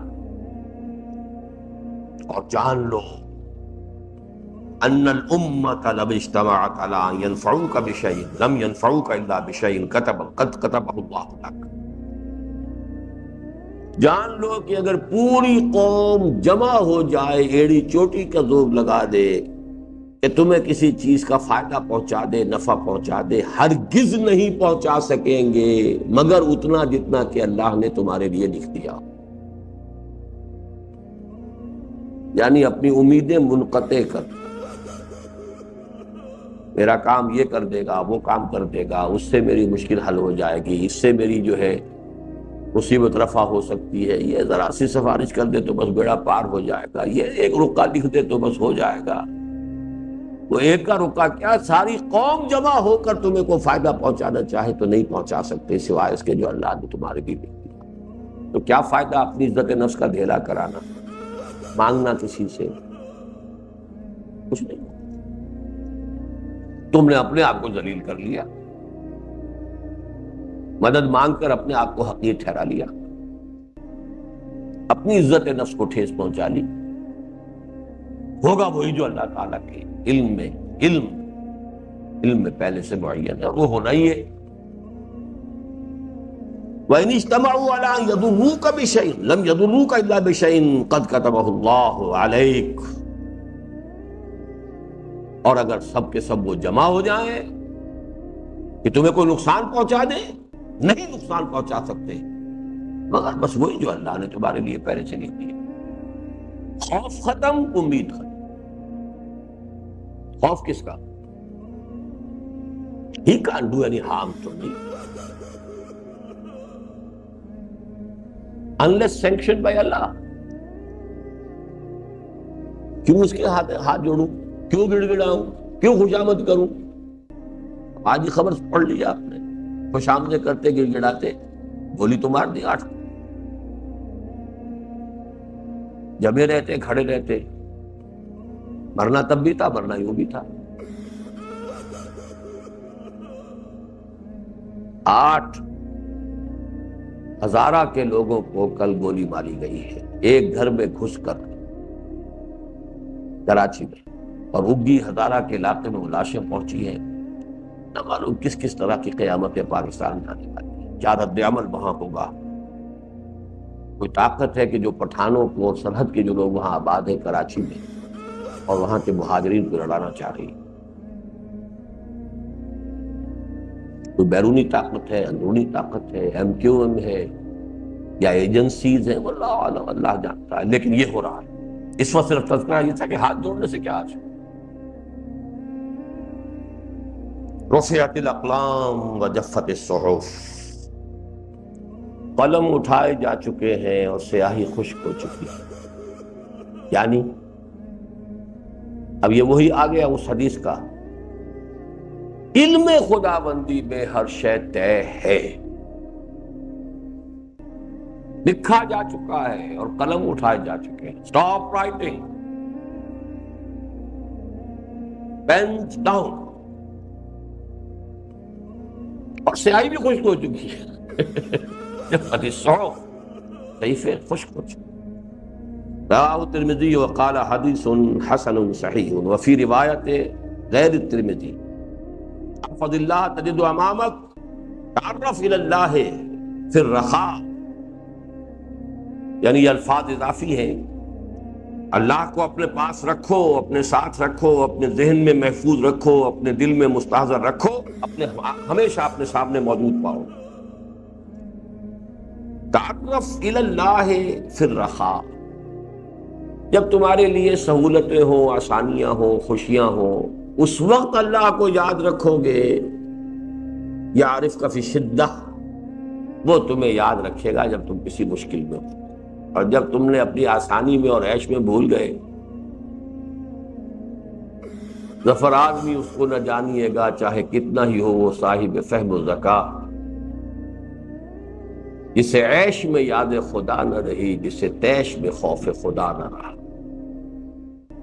یہ بہادر شاہ ظفر آخری تاجدار، وہ تاجدار ہند کے تو نہیں تھے، لال قلعے کے تھے، صرف تھے تو تاجدار۔ وَاعْلَمْ أَنَّمَا أَخْطَأَكَ لَمْ يَكُنْ لِيُصِيبَكَ، یہ سب وہ سورۃ تغابن کی بحثیں ہیں۔ جان لو جو چیز تم سے چھٹ گئی، رہ گئی، جو تمہارے نشانے سے خطا ہو گئی یا تمہارا نشانہ خطا ہو گیا، you wanted to get something, you couldn't get it، وہ نہیں ملنے والی تھی تجھے۔ اب پیچ و تاب نہ کہو، ذرا سا میں نے یوں نشانہ کر لیا ہوتا تو بیڑا پار ہو جاتا، کرتے رہو، keep on brooding, nothing doing، یہ ہو سکتا ہی نہیں۔ وَمَا أَصَابَكَ لَمْ يَكُنْ لِيُخْطِئَكَ، اور جو تم پر آئی ہے بات، واقع ہوئی ہے، وہ تم سے ہٹ سکتی ہی نہیں تھی۔ اس کا یہ نتیجہ نہیں ہونا چاہیے کہ آپ کوشش نہ کریں یا مصیبت سے بچنے کی سعی نہ کریں، اپنی سے کوشش کیجیے، لیکن ہوگا وہ جو اللہ تعالیٰ کو منظور۔ لہذا اس میں سکون ہے، اطمینان ہے، یہ نہیں ہے کہ یہ جی دیکھو نا میرا تو ساری محنت رکارت گئی، یوں نہ کرتا تو شاید ٹھیک ہو جاتا، یہ بیچ میں نہ آ گیا ہوتا کم وقت تو میرا تو کام بنا پڑا ہوا تھا۔ یہ سارے جو ہے وہ غصے ہیں، اپنے اوپر بھی حسرتیں ہیں، دوسروں کے اوپر بھی طیش آ رہا ہے، سب سے نجات ہو گئی۔ ٹھیک ہے بھائی، اللہ تعالیٰ کو یہ منظور نہیں تھا، خلاص، the slate is clean, go ahead now. ورنہ کتنا آپ کا وقت، کتنی صلاحیتیں جو ہے، پھر ٹرینکولائزرز کھائیے، پھر کوئی سیڈیٹیوز کھائیے، پھر وہ اینٹی ڈپریسنٹس کھائیے، کچھ اور کھائیے، اینٹی ڈپریسنٹس نے کوئی اور خرابی پیدا کر دی تو پھر اب اس کا کوئی دوا کیجیے، ان چکروں میں پڑنے سے نجات ہوگی۔ بروں کشید ز پیچا کے ہست بود مرا، چوک دہا کے مقام رضا کشو، اللہ کی رضا پر راضی ہو جاؤ تو کیسے کیسے عقدے حل ہو جائیں۔ وَاعْلَمْ أَنَّ النَّصْرَ مَعَ الصَّبْرِ، اور جان لو اللہ کی مدد صبر کے ساتھ ہے، ان اللہ مع الصابرین۔ یہ نہ تم سمجھو کہ بس ادھر سے حملہ ہوا، ادھر سے اللہ کے فرشتے آ کے تمہاری طرف سے دفاع کرتے ہیں۔ پہلے تمہارا امتحان ہوگا، تم اتنے کچھ کھڑے رہتے ہو، تمہارے اندر بھی تمہارے ایمان کا بھی تو کچھ ظہور ہو، تمہاری سرفروشی کا بھی تو کوئی ثبوت ملے، صبر کے ساتھ نصر ہے۔ وَإِنَّ الْفَرَجَ مَعَ الْكَرْبِ، اور تکلیف کے ساتھ ہی کشادگی بھی آتی ہے۔ وَأَنَّ مَعَ الْعُسْرِ يُسْرًا، یہ اب قرآن مجید کی آیت کے ساتھ جوڑ دیا حضور نے، تنگی کے ساتھ آسانی ہے۔ اِنَّ مَعَ الْعُسْرِ يُسْرًا، یقیناً تنگی کے ساتھ آسانی ہے۔ تنگیوں کے لیے تیار رہو تو اللہ تعالیٰ کی طرف سے آسانی بھی آ جائے گی۔ نیکسٹ،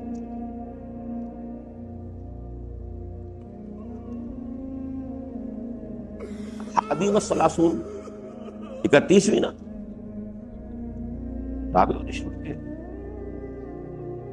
ٹھیک ہے۔ عن ابی ذر الغفاری رضی اللہ عنہ عن النبی صلی اللہ علیہ وسلم فیما یرویہ عن ربہ عز وجل انہ قال، حضرت ابو ذر رضی اللہ تعالی عنہ جو غفاری ہے، یہ غفاری نہیں ہے، غفاری، غفار قبیلہ، عن النبی صلی اللہ علیہ وسلم فیما یرویہ عن ربہ، یہ بھی حدیث قدسی، یہ اصل حدیث قدسی ہے جس میں کہ الفاظ ہی اللہ کے حضور نے نقل کیے ہیں ودن بریکٹ، ودن کاماس۔ یا عبادی، اے میرے بندو، انی حرمت الظلم علی نفسی وجعلتہ بینکم محرما فلا تظالموا، اسی حدیث کے ساتھ جوڑ دینا چاہیے تھا ہمیں اسے، لا تحاسدوا ولا تباغضوا ولا تظالموا، وہی باب ہے۔ اے میرے بندو، میں نے اپنے اوپر ظلم کو حرام کر دیا اور تم پر بھی اس کو حرام کر دیا ہے، بس آپس میں ایک دوسرے پر ظلم۔ حق تلفی، ظلم جو ہے اصل میں اس کا مفہوم ہے حق تلفی، کسی کا حق میں دست درازی اور ہے، وہ تعدی ہے، ظلم ہے کسی کا حق روک دینا، اگرچہ نتیجے کے اعتبار سے بات ایک ہی ہے، لیکن ظلم ہے حق تلفی، تعدی ہے کسی کے جمال کو، کسی کی حق کو ہڑپ، نتیجہ ایک ہے لیکن دو شکلیں اس کی، نیگیٹو اور پازیٹو۔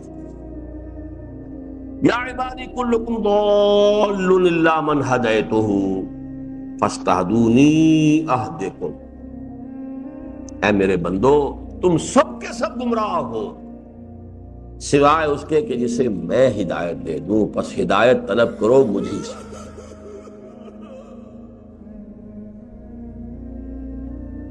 یا عبادی کلکم جائع الا من اطعمتہ فاستطعمونی اطعمکم، اے میرے بندو تم سب بھوکے سوائے اس کے جسے میں کھلاؤں، بس مجھ سے کھانا طلب، مجھ سے رزق، رازق میں۔ یا عبادی کلکم عار الا من کسوتہ فاستکسونی اکسکم، اے میرے بندو تم سب کے سب عریاں ہو، ننگے ہو سوائے ان کے کہ جسے میں لباس عطا کر دوں، بس مجھ سے لباس عطا۔ اب یہ وہی بات آ گئی نا، فَإِذَا سَأَلْتَ فَاسْأَلِ اللَّهَ وَإِذَا اسْتَعَنْتَ فَاسْتَعِنْ بِاللَّهِ، بات تو ہے، جب مانگو اللہ سے مانگو، ہدایت مانگو اللہ سے مانگو، روزی مانگو اللہ سے مانگو، لباس مانگو اللہ سے مانگو، جو مانگنا ہو اللہ سے۔ یا عبادی انکم تخطئون باللیل والنہار، اور اے میرے بندو تم رات دن خطائیں کرتے ہو، وانا اغفر الذنوب جميعا، میں تمام گناہ بخش سکتا ہوں، فاستغفرونی اغفر لکم، مغفرت چاہو مجھ سے میں معاف کر دوں، چاہو تو صحیح، ہم تو مائل بے کرم ہے، کوئی سائل ہی نہیں، راہ دکھلائیں کسے، رہنم منزل ہی نہیں، کوئی ہدایت طلب ہی نہیں کرتا، ہدایت دے کیسے؟ مانگتا ہی ہم سے نہیں ہو تو کہیں اور اس نے جبرسائی کی ہوئی ہے، کہیں اور وہ اپنی عزت کا دھیلا کرا رہا ہے، کہیں اور خوش آمدید کر رہا ہے، کہیں اور جا کر جو ہے وہ جو ہے لوگوں کے سامنے اپنی عزت نفس جو ہے اس کا دھیلا کروا رہا ہے، ہمارے پاس تو آیا ہی نہیں، ہم سے مانگتا۔ اوروں سے کہا تم نے، اوروں سے سنا تم نے، کچھ ہم سے کہا ہوتا، کچھ ہم سے سنا ہوتا، بات تو ساری یہی۔ یا عبادی انکم لو تبلغوا ضری فتضرونی فلن تبلغوا نفعی فتنفعونی، لن تبلغوا، اے میرے بندو تم ہرگز نہیں پہنچ سکتے مجھے کی ضرر پہنچانے پر کہ مجھے ضرر پہنچا سکو، میرا کیا بگاڑنا، بڑے سے بڑا باغی، بڑے سے بڑا فن خان، میرا کیا ضرر، فرعون میرا کیا بگاڑ لیا فرعون نے، اور کیا نمرود نے بگاڑ لیا، کیا ابو جہل نے بگاڑ لیا، کون بگاڑ لیا؟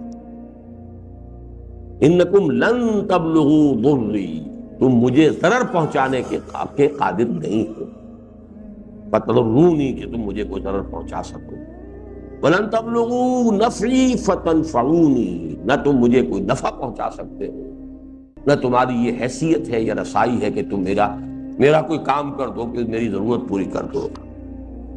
یا عبادی لو ان اولکم وآخرکم وانسکم وجنکم کانوا علی اتقى قلب رجل واحد منکم ما زاد ذلک فی ملکی شیئا، اے میرے بندو اگر تمہارے اولین اور آخرین اور انس اور جن سب کے سب جو سب سے بڑھ کر کوئی متقی انسان ہو سکتا ہے ویسے بن جائیں، اس سے میرے ملک میں میری سلطنت میں کوئی اضافہ نہیں ہے،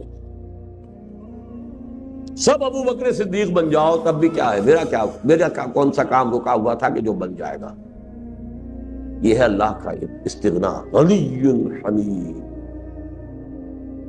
اس میں جو مبالغہ ہے دیکھیے، لو ان اولکم وآخرکم، آدم سے لے کر آخری انسان تک اور ابلیس لعین سے لے کر آخری جن تک، جتنے بھی جنات و انسان دنیا میں آئے، کانوا علی اتقى قلب رجل واحد منکم، تم میں جو سب سے بڑھ کر متقی ہو سکتا ہے، جس کا دل اتنا ہی وہ سب کے سب متقی ہو جاتے، ما زاد ذلک فی ملکی شیئا، اس سے میری مملکت اور میری سلطنت میں کوئی اضافہ نہ ہوگا۔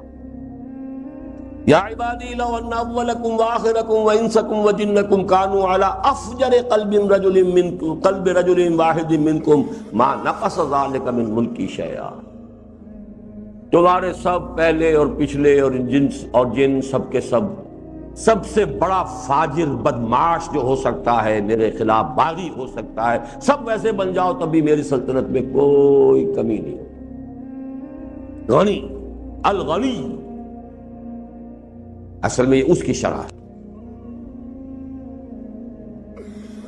یا عبادی لو ان اولکم وآخرکم وانسکم وجنکم قاموا فی صعید واحد فسألونی فاعطیت کل واحد مسألتہ ما نقص ذلک مما عندی الا کما ينقص المخیط اذا ادخل البحر۔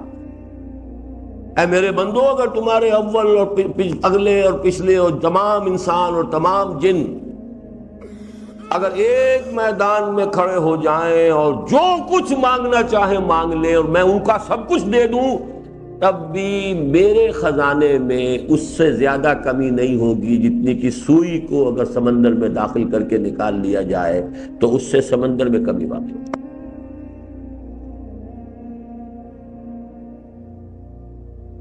اب ہم پڑھ لیتے ہیں قرآن مجید میں تو واسع علیم، اللہ بڑی وسعت والا ہے۔ یہ کتنی وسعت والا ہے، ہمارے تو تصور میں نہیں آ سکتا۔ البتہ ضرور یہ ہے کہ ان الفاظ نے کچھ نہ کچھ ہمیں قریب پہنچایا ہے کہ اس کی وسعت کا کیا ٹھکانہ ہے۔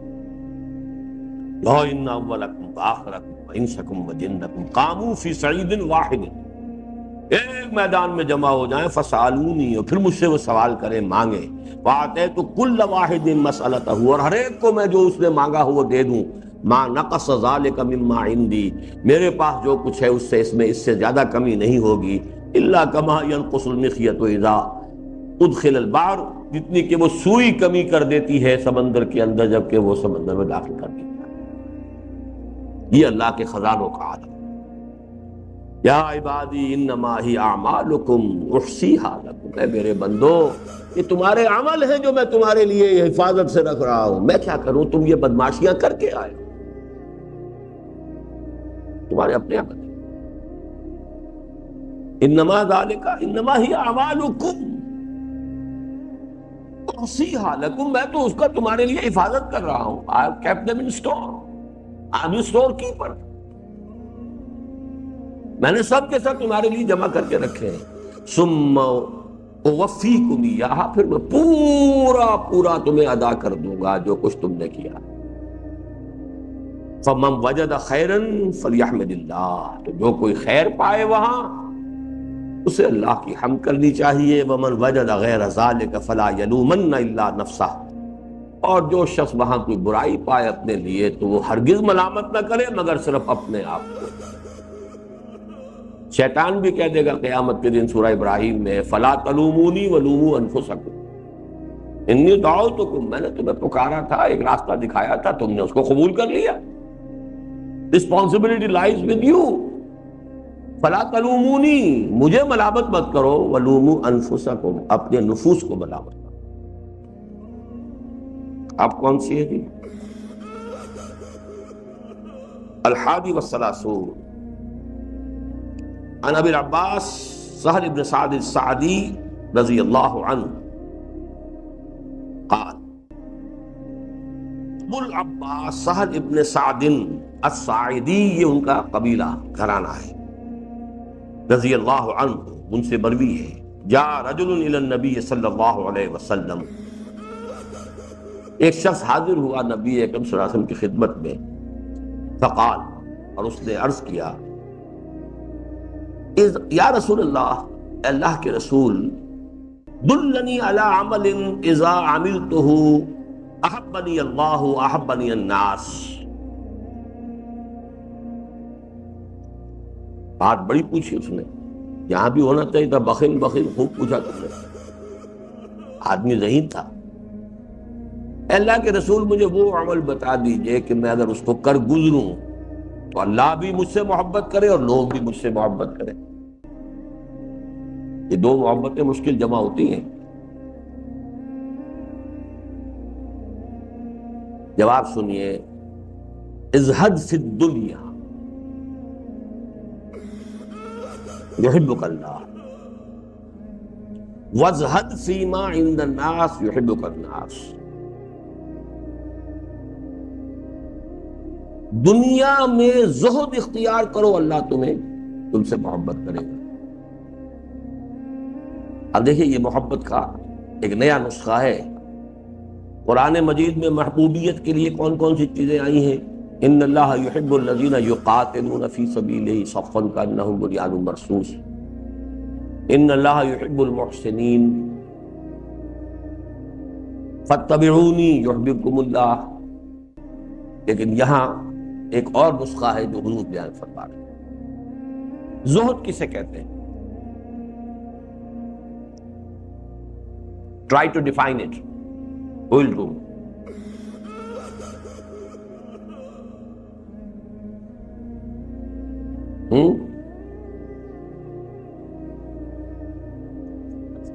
جی، دنیا سے ڈس انٹرسٹ کرنے والا تو مومن ہو ہی نہیں سکتا۔ آؤٹر اپیئرنس سے، اس کی ڈیلائٹس سے، اس کے لگژریز سے، ٹھیک ہے، لیکن اصل میں ڈس انٹرسٹ کا لفظ اچھا نہیں ہے۔ دیکھیے ایک لفظ ہے قناعت،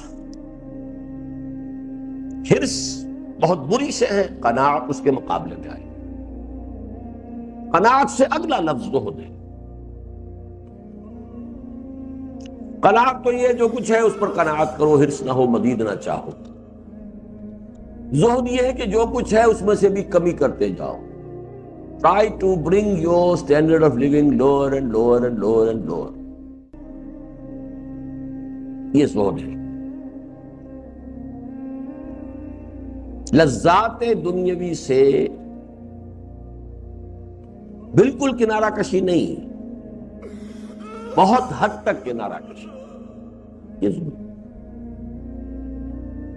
ازہد فی الدنیا، دنیا کے اندر زہد اختیار کرو گے تم اللہ کے محبوب ہو جاؤ گے۔ اب ظاہر بات ہے کوئی شخص کیوں کنارہ کشی کرتا ہے؟ کسی وجہ سے کرتا ہے نا۔ اگر وہ آخرت کو محبوب رکھ کر رہا ہے، اپنی توانائیاں صرف کر رہا ہے آخرت کے لیے، تو خود بخود زہد آ گیا، اسے اپنا اسٹینڈرڈ لیونگ تو کم کرنا ہی پڑے گا۔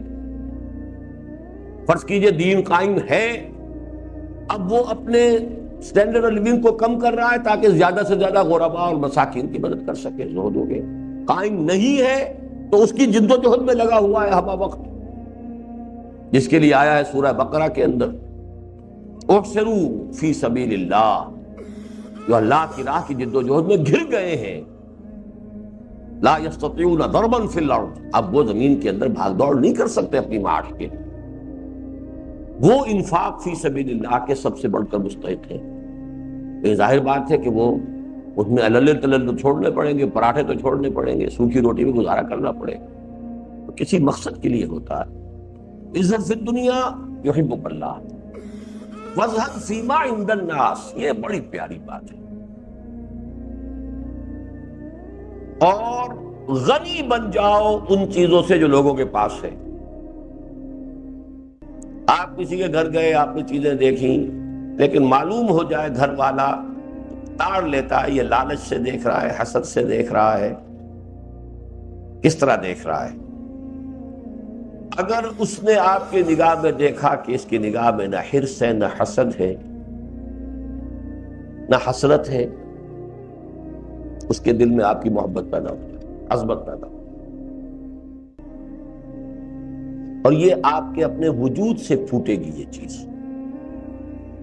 جس کو میں نے ایک جگہ لفظ استعمال کیا ہے، دنیا پر نگاہ غلط انداز ڈالتا ہوا انسان نکل جائے۔ بازار سے گزرا ہوں، خریدار نہیں۔ ایک حدیث میں بھی آیا ہے، حضور نے فرمایا مالی ولی دنیا، مجھے تمہاری اس دنیا سے کیا سروکار، الا کراکب استظل تحت شجرۃ ثم راح فترکها، سوائے ایک ایسے مسافر کسی کیفیت کے کہ جو تھوڑی دیر کسی درخت کے نیچے سائے میں آرام کرنے کے لیے رکتا ہے، پھر وہ سوار ہوتا ہے اپنی سواری پر اور راستہ لیتا ہے. اسے اس درخت جو ہے اس سے کوئی دلچسپی نہیں ہے، کوئی اس کا گھر نہیں ہے، اس کا کوئی گھونسلہ اس درخت کے اوپر نہیں ہے. تھوڑی سی دیر کے لیے رکا تھا سستانے کے لیے. That's all. مالی ولی دنیا انما انا کراکب استظل تحت شجرۃ ثم راح فترکا.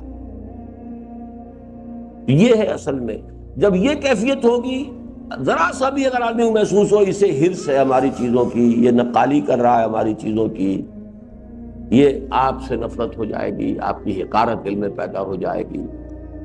اور ذرا استغنا ہو جائے آپ کے اندر تو وہی جو ہے وہ آپ کے محبت کرنے والے ہو جائیں گے، ان کے دلوں کے اندر آپ کی عصمت ہوگی، تاثیر ہوگی. رواہ ابن ماجہ وغیرہ باسانید حسنۃ، باسانید حسنۃ. اس میں البتہ میں ایک حدیث آپ کو ایک بہت بڑا تحفہ دے رہا ہوں، اور یہ ہے مولانا مودودی صاحب کا تحفہ. میرے پاس اس حدیث کی روایت نہیں ہے، یہ وہی سن 51-52 کی تربیت گاہوں کی حدیث سنی ہوئی، اور بہت سی اس میں سے یاد ہے مجھے، ازبر ہے. ان الزہادۃ فی الدنیا، لکھ لیجئے یہ زہد کی ڈیفینیشن حضور نے فرمائی ہے. اس سے یہ معلوم ہو جائے گا کہ ہر شے کا تعلق ایمان کے ساتھ ہے.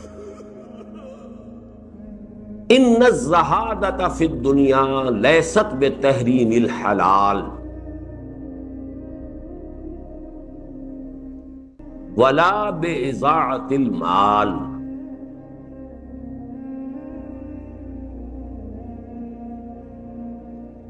دنیا میں زہد اس کا نام نہیں ہے کہ حلال چیزوں کو اپنے اوپر حرام کر لیا جائے یا مال کو ضائع کر دیا جائے.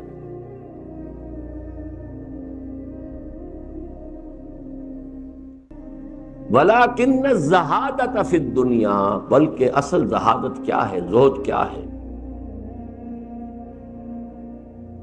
ان یکون بما فی ید اللہ، ان یکون ما فی ید اللہ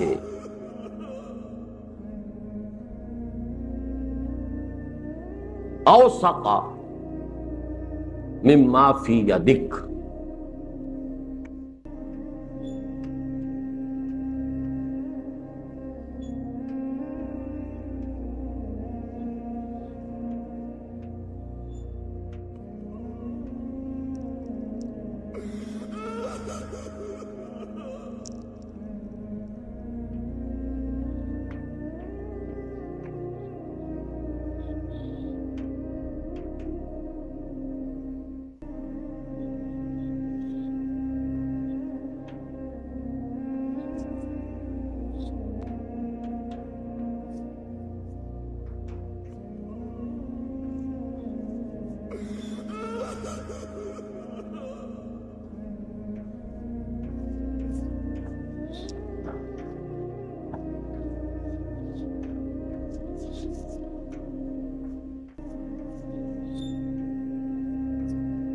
ان الزہادۃ فی الدنیا لیست بتحریم الحلال ولا باضاعۃ المال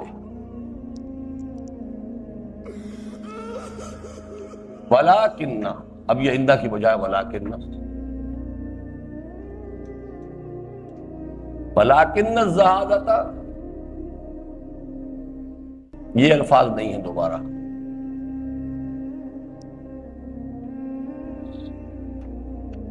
بِأَن يَكُونَ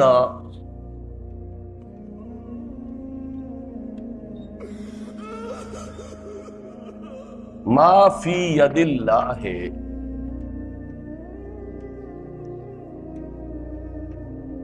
أَوْثَقَ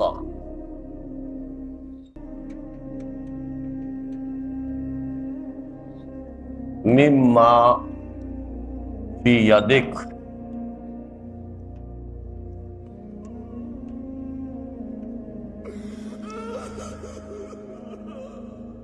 دنیا میں زہد اس کا نام نہیں ہے کہ حلال کو اپنے اوپر حرام کر لیا جائے. اب یہ سورہ اعراف کی آیت ہے، قل من حرم زینۃ اللہ التی اخرج لعبادہ. وہ جو رہبانیت والا زہد ہے وہ اسلام میں پسند نہیں. کہ لذتوں کو اپنے اوپر حرام ٹھہرا لیا جائے. آپ اگر اقامت دین کی جد و جہد میں لگے ہوئے ہیں ہمتن، پھر بھی اللہ کا کوئی ایسا فضل آپ پر ہو گیا ہے کہ آپ کو کوئی اچھی چیز کھانے کو مل، کھائیے ضرور، اللہ کا شکر ادا کیجیے. وہ تارک الدنیا نہیں، ڈس انٹرسٹ، اسی لیے میں نے کہا تھا اچھا لفظ نہیں ہے. اسلام میں سیلف انیہیلیشن نہیں ہے، سیلف کنٹرول ہے. کیپ یور نفس alive, don't make it did. Keep it alive and strong, but control it. گھوڑا تکڑا ہوگا تو لے کے دوڑے گا آپ کو، لیکن آپ کو قابو یافتہ ہونا چاہیے گھوڑے پر. گھوڑے کو لاغر کر دیا تو کیا کرو گے؟ تو کون سی جنگ میں استعمال کرو گے؟ اسلام کا کانسیپٹ بالکل جدا ہے. زہد اسی لیے میں نے چاہا کہ اس حدیث کے حوالے سے کہیں آپ کسی دوسری طرف نہ نکل جائیں. یہ رہبانیت والا زہد نہیں ہے. ان الزہادۃ فی الدنیا لیست بتحریم الحلال ولا باضاعۃ المال، مال ضائع کرنے کے لیے تو نہیں ہوتا. ولکن الزہادۃ، اصل زہد کیا ہے؟ ان یکون بما فی ید اللہ اوثق، کہ وہ شے جو اللہ کے ہاتھ میں ہے اس پر تمہیں زیادہ اعتماد ہو بنسبت اس کے جو تمہارے ہاتھ میں. ساری بات ایمان کی ہے. دنیا کا قاعدہ یہ ہے، bird in hand is worth to in the Bush.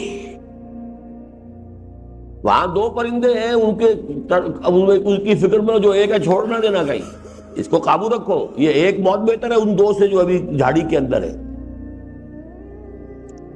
A bird in hand is better than two in the bush. ہم کہتے ہیں کہ جو کچھ whatever is in the hand of Allah is much more better than what we have in our hands. یعنی وسائل موجود اور اویلیبل وسائل پر اعتماد اور وثوق نہ ہو، اوثق وثوق کے ساتھ اعتماد اور وثوق اویلیبل مادی وسائل پر نہ ہو، اللہ پر ہو، توکل اللہ پر ہو. یہ توکل ہے. بڑی پیاری حدیث ہے. اور جی اب کون سی رہ گئی؟ ثامن،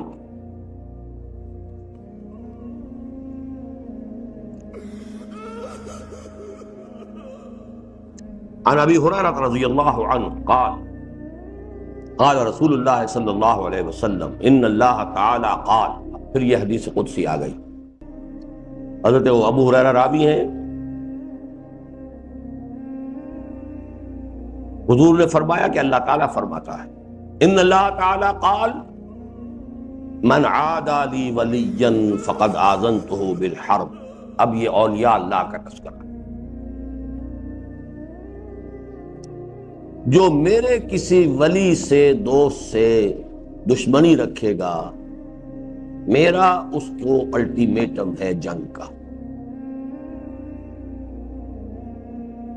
He is challenging me. I declare war against him.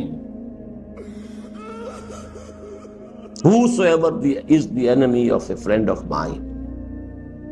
اب ولی کون ہے؟ الا ان اولیاء اللہ لا خوف علیہم ولا هم يحزنون. لا خوف اور لا حزن یہ تو ہم پڑھ چکے. ہو ہی نہیں سکتا کچھ، نہ کوئی آپ سے کچھ کر سکتا ہے، نہ یہ کہ جو چیز ہوئی ہے وہ آپ سے ٹل سکتی تھی، نہ جو چیز نہیں ملی ہے وہ آپ کو مل سکتی تھی. خوف اور حزن خلاص. رنج کس کا؟ خوف کس کا؟ کوئی آپ کا کوئی بگاڑ ہی نہیں سکتا. اور اولیاء اللہ کون ہے؟ الذین آمنوا وکانوا یتقون. خلاص. ان کے سروں پہ سینگ نہیں ہوتے ہیں، وہ کوئی علیحدہ جو ہے وہ کوئی اسپیشیز نہیں ہے. اللہ کا ولی کون ہے؟ تو اللہ پر ایمان رکھتا ہے اور تقوی اس کے اندر ہے. من عادى لي وليا، جس نے میرے دوست کے ساتھ دشمنی کی، فقد آذنته بالحرب، تو پھر میری طرف سے اس کے خلاف اعلان جنگ. وما تقرب الي عبدي بشيء احب الي مما افرضته عليه. اور میرا بندہ میرا تقرب حاصل نہیں کرتا کسی شے سے جو مجھے محبوب تر ہو ان چیزوں سے بڑھ کر جو میں نے فرض کی.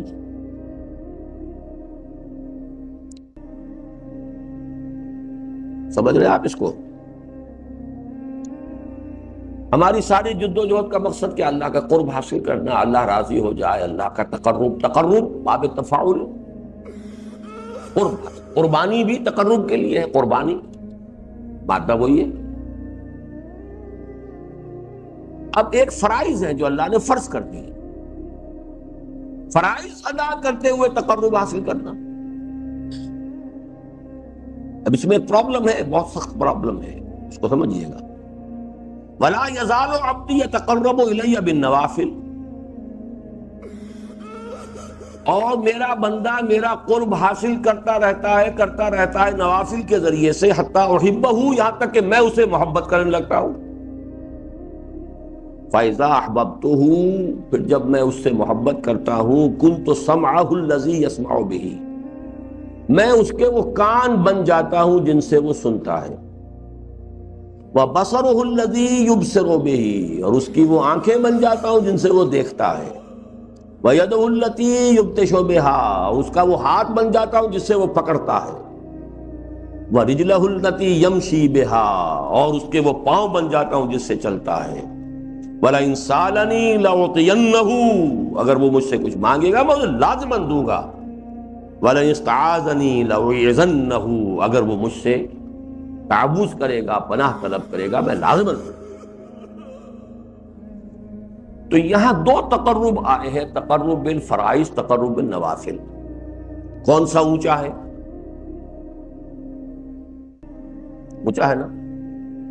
محبوب کون سا ہے؟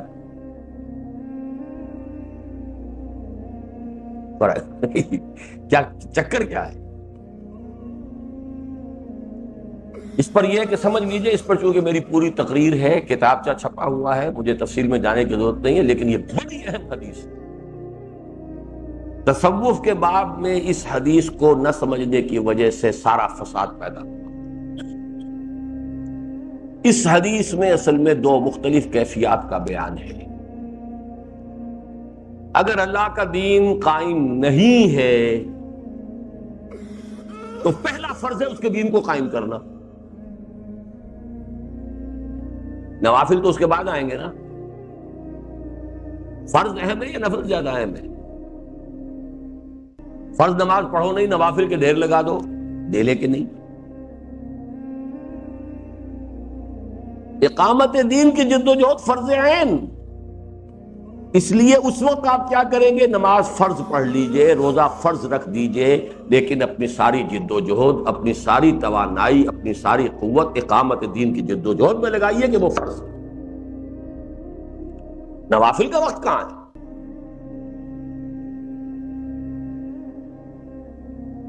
ہاں اگر دین قائم ہے، وہ خلافت راشدہ میں پیدا ہو گیا ہے، اس کا کیونکہ دین قائم ہے اور اس کو قائم رکھنے کا ادارہ جو ہے آپ کی ریاست اسلامی موجود ہے، وہ جب طلب کرے گی آؤ بھائی میدان جنگ میں تو چلے جانا، ورنہ لگے رہو نفلوں میں، رات رات بھر کھڑے رہو، روزے رکھو، ذکر اذکار کرتے رہو. ہائر ویلیو یہ ہو جائے گی، لیکن ہائر ویلیو کب ہوگی؟ جبکہ پہلی منزل بنی ہوئی ہو. یہی تو میں نے ہمیشہ آپ کو بتایا کہ 6 منزلہ عمارت جو فرائض دینی کی میں بتاتا ہوں، اس میں اہم ترین اولین ہے، بلند ترین اقامت دین ہے. اولین کیا ہے؟ عبادت رب. بندہ خود تو بنو پہلے، پھر عبادت رب کا نظام قائم کرنے کی کوشش کرنا. خود بنے نہیں اور زندہ باد وہ میدان میں نکل آئے تو حاصل کیا اس سے؟ اسی طریقے سے اصل جو بنیاد ہے وہ تقرب بالفرائض ہے. بدقسمتی سے فرائض کی فہرست میں سے چونکہ اقامت دین کی جد و جہد نکل گئی، ساری عمارت ٹیڑھی ہو گئی. اب چاہے انگریز کی حکومت ہے ہو رہی ہے، چاہے دین کسی کا غالب ہے، دین انگریز کا غالب ہے، کفر کا نظام ہے، تم اپنے مراقبے میں لگے رہو، اپنے چلے کھینچو، اپنے جو ہے خانقاہیں آباد کرو، لوگوں کو بلاؤ اور ان کو مانجتے رہو، رگڑتے رہو، ان کا تزکیہ نفس کرتے رہو. It's everything misplaced. ظلم کہتے ہی اسے ہیں، وضع الشیء فی غیر محلہ، کسی شے کو اس کے اصل مقام سے ہٹا دینا، یہ فلکرم ہٹ گیا اس کا۔ تو تقرب الفرائض، ما تقرب الی عبدی بشیء احب الی مما افترضته علیہ، اصل شے، محبوب ترین شے وہ فرائض، فرائض ادا کرنے کے بعد نوافل ٹھیک ہے، اب یہ نفل کے منزل اونچی سے اونچی ہوتی جائے گی، اونچی سے اونچی ہوتی جائے گی، تقرب میرا حاصل ہوتا جائے گا، یہاں تک کہ اس قدر قرب بھی میرا حاصل ہو سکتا ہے کہ گویا کہ میں انسان کی آنکھیں اور کان اور ہاتھ اور پاؤں بن جاؤں، اتنا، یعنی یوں سمجھیے کہ ایک ایسا اتصال بے تکیف بے قیاس، اس رب الناس را با جان ناس، ایک ایسا اتصال ہے جس کو ہم سمجھ نہیں سکتے، جیسے ہمارے جسم کے ساتھ جان کہاں متصل ہے، کہاں اٹکی ہوئی ہے، کچھ پتہ ہی نہیں، دل بھی بدل دیا، جان وہی کی وہی ہے، کس کی جان آ گئی اس کے اندر؟ بہت دیر تک تو دل تھا ہی نہیں، نہ اس کا تھا نہ اس کا تھا، وہ تو مشین کا پمپ ہی چل رہا تھا، تو جو جان تو پھر بھی تھی، وہ جان کس بلا کا نام ہے، ہوتی کہاں ہے، وہ کچھ پتہ ہی نہیں، آج تک بھی نہیں پتا۔ اسی طریقے سے وہ روح کہاں اٹیچڈ ہے کچھ پتہ نہیں، اس بیانڈ سائنٹیفک جو ہماری انویسٹیگیشن کا فیلڈ ہے اس کے یہ بیانڈ ہے، مابرا۔ لیکن یہ کہ کیفیت ایسی ہو سکتی ہے کہ اتنا اتصال ہو جائے، فنا فی اللہ انسان ہو جائے، جب فنا فی اللہ ہو جائے، اپنی ہستی کو فنا کر دیا اللہ کی ہستی کے اندر، وہی مانا جو تیری مرضی وہی میری مرضی، ان صلاتی و نسکی و محیای و مماتی للہ رب العالمین، میں کھاتا ہوں روٹی اے اللہ تو اس لیے کہ تیرے دین کی خدمت کے لیے میرے اندر قوت پیدا ہو، میں سوتا ہوں اے اللہ تو اس لیے سوتا ہوں کہ اثر نو میری توانائیاں عود کر آئیں تاکہ میں تیرے دین کے لیے محنت پھر اسی طریقے سے جوش و خروش سے جاری کر سکوں۔ ایک غافل انسان ہے، وہ سوتا ہے، اپنی لذت لے رہا ہے، اللہ اللہ خیر سے۔ ایک انسان ہے جس کا ایک مشن ہے، a man with a mission, he also takes rest، لیکن اس کا ریسٹ ویسا ہی ہوتا ہے، انما استظل تحت شجرۃ ثم راح فترکها۔ اس پر چونکہ میرا کتابچہ موجود ہے تو اس لیے آپ اس کو تفصیل سے پڑھ لیجیے۔ اب آخری ہے گئی جی، آخری ہے نا 40۔ اچھا چلیے، عن ابن عمر رضی اللہ عنہما قال اخذ رسول اللہ صلی اللہ علیہ وسلم بمنکبی فقال بمنکبی، حضرت عبداللہ ابن عمر رضی اللہ تعالی عنہ، دیکھیے جیسے حضرت عبداللہ ابن عباس حضور کو پیارے تھے، وہ عباس کے بیٹے، چچا کے بیٹے تھے، بھتیجے تھے، عمر میں چھوٹے تھے، اسی طریقے سے عمر کے بیٹے عبداللہ یہ بھی بہت پیارے تھے آپ۔ تو حضور وہ فرماتے ہیں کہ ایک دفعہ حضور نے میرا شانہ پکڑ لیا، اب یہ اپنائیت، شفقت اور انتہائی جو قرب ہے اس کی ایک کیفیت ہے۔ فقال، فرمایا، کن فی الدنیا کانک غریب وعابر سبیل، دیکھنا عبداللہ دنیا میں ایسے رہنا جیسے کہ تم اجنبی ہو یا راہ چلتے مسافر، دل نہ لگانا۔